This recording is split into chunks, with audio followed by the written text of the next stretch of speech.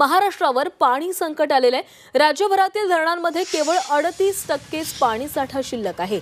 पुणे विभागात सर्वात कमी 30% पाणीसाठा आहे। वाढतं तापमान आणि पाणी मागणीमुळे पाणीसाठ्यामध्ये झपाट्याने घट होतीये। 15 दिवसात जलसाठ्यात 5% घट झाली आहे। अनेक गावं वाड्यांना टँकरने पाणी पुरवठा केला जातोय। सरासरीहून अधिक पाऊस होऊन पाणी संकट आलेलं आहे।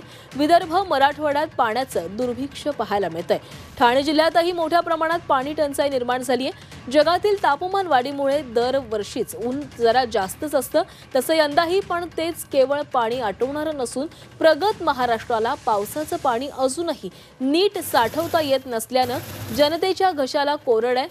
गेल्या पावसाळ्यात राज्यात सरासरीपेक्षा जास्त पाऊस झाला, तरी बहुतांश भागांमध्ये अगदी छोट्या मोठ्या शहरांमध्येही रोज पाणी देणं अशक्य आहे। परिणामी टँकरवर भिजतशिवाय विहिरींमधून वारेमाप उपसा आणि पाणी वापराच्या बेशिस्त सवयींपोटी त्याचा प्रचंड अपव्यय देखील होतोय। कुठल्या विभागात किती पाणीसाठा आहे पाहूयात ग्राफिक्सच्या माध्यमातून।